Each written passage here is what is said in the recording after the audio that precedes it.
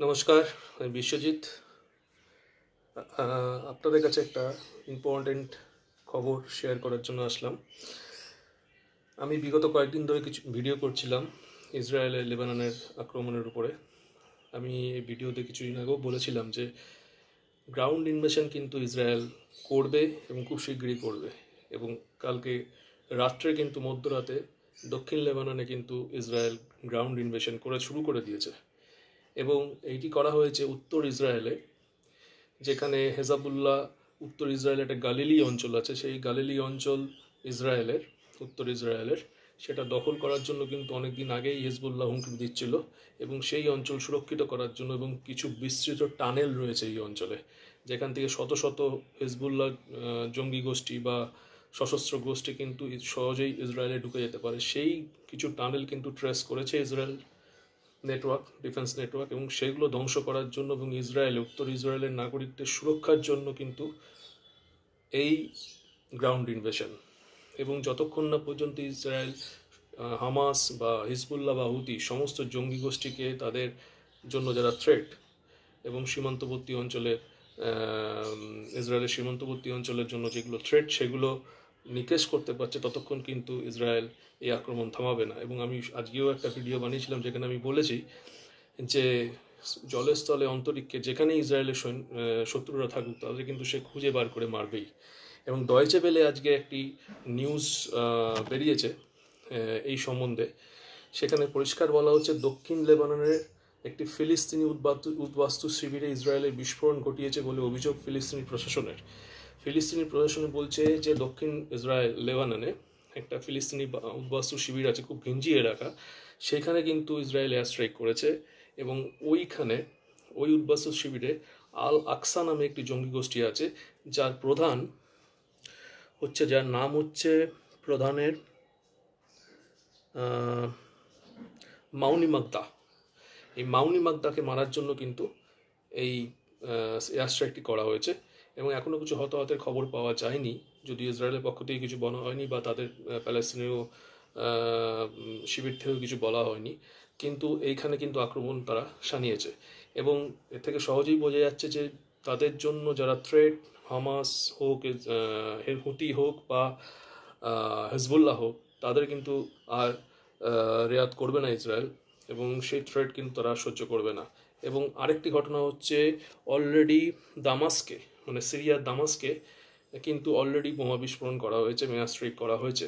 কেননা লেবানন থেকে যখন দক্ষিণ লেবাননে বেইরুটে যখন বোমাবর্ষণ হচ্ছিল, তখন কিন্তু বেশ কিছু লেবানন নাগরিক বা জঙ্গি গোষ্ঠী কিন্তু সিরিয়ায় আত্মগোপন করে আছে, এরকম কিছু খবর পাওয়া গেছে।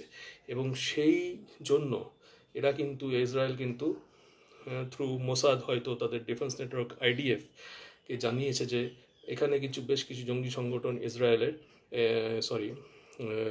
হেজবুল্লাহ কিন্তু সিরিয়াতে আত্মগোপন করে আছে, এবং তার জন্য কিন্তু এই এয়ার স্ট্রাইকটা সিরিয়াতে করেছে। এছাড়াও সিরিয়া, হুতি বা ইয়েমেনের হুতি বা সিরিয়া বা ইরাক বা ইরানে অনেক সমর্থিত কিছু জঙ্গি গোষ্ঠী আছে, যারা কিন্তু আমেরিকায় এখনও কিছু বেস ক্যাম্প রয়েছে, ডিফেন্স বেস ক্যাম্প, যেমন একটা ভিক্টরি বেস ক্যাম্প যেখানে অলরেডি রকেট হামলা হয়েছে। এবং ইসরায়েলের কিছু সৈন্যবাহিনীর ওপরও কিন্তু এইসব জঙ্গি সংগঠন থেকে কিন্তু হামলা আশঙ্কা করা হচ্ছে। তাই জন্য এইসব সিরিয়া বলুন, ইয়েমেন বলুন বা দক্ষিণ লেবাননে যে অঞ্চলগুলো, সেখানে কিন্তু ইসরায়েল ক্রমাগত আক্রমণ করে যাচ্ছে। এবং দ্বিতীয় একটি কথা, সেটা হচ্ছে ইসরায়েল যখন ইউনাইটেড নেশনে জেনারেল অ্যাসেম্বলিতে যখন তাদের প্রধানমন্ত্রী বেঞ্জামিন নেতানিয়াহু ভাষণ দিচ্ছিলেন, তখন কিন্তু উনি বলেছিলেন দক্ষিণ লেবাননের 3টি অঞ্চল দ্রুত লেবানিস নাগরিক যারা আছে, লেবাননের যে নাগরিক আছে, তাদের কিন্তু খালি করে দিতে বলছে। কেননা সেখানে তারা যত জঙ্গি হিজবুল্লাহর যত ইনফ্রাস্ট্রাকচার আছে জঙ্গিদের, সেগুলো কিন্তু তারা নিকেশ করবে। এবং আপনারা জানেন যে ইসরায়েল, আমি আগেও বলেছি যে লেবাননের বেশ কিছু বড় বড় হাই রাইজ বিল্ডিং রয়েছে, কিছু আবাসন রয়েছে, যেখানে তাদের হেডকোয়ার্টার্স হিজবুল্লাহর। এবং হিজবুল্লাহর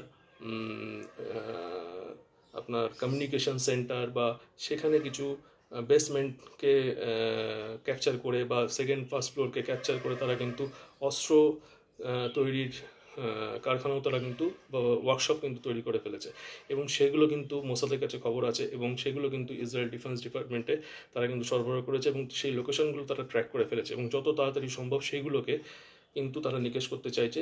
এবং সেই জন্য দক্ষিণ লেবাননের 3টি অঞ্চলকে তারা কিন্তু খালি করে দিতে বলেছে, এবং ইউনাইটেড নেশন জেনারেল অ্যাসেম্বলি যেটা অলরেডি সাধারণ সভা যেটা চলছে, যেখানে কিন্তু বেঞ্জামিন অলরেডি তাদের প্রধানমন্ত্রী অলরেডি কিন্তু সেই বার্তা দিয়েছেন, এবং তারপরে আমরা দেখেছি হাসান নাসরুল্লাহ যা হিজবুল্লাহর প্রধান, তাকে কিন্তু নিকেশ করা হয়েছে।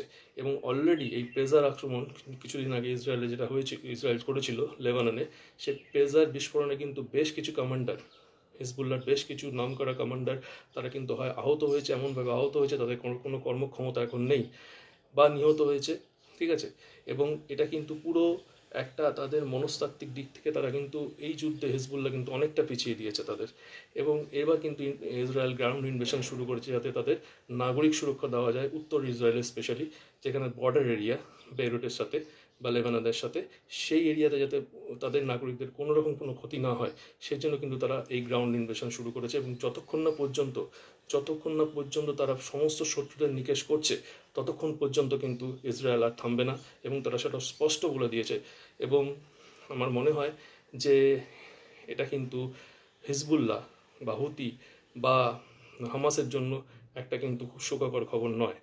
আপনারা কি মনে করছেন এই বিষয়ে, যে ইসরায়েল যে এই গ্রাউন্ড ইনভেশন করছে কতটা সেটা এফেক্টিভ হতে পারে, এবং কতটা সেটা এই জঙ্গি সংগঠনগুলোর জন্য কতটা চিন্তার? কাইন্ডলি আপনারা কমেন্টসে জানান, এবং কন্টেন্টটি যদি ভালো লাগে অবশ্যই সাবস্ক্রাইব, শেয়ার এবং লাইক করে দেবেন। এবং আজকে এই পর্যন্তই। ভালো থাকবেন, সুস্থ থাকবেন এবং সচেতন থাকবেন। নমস্কার।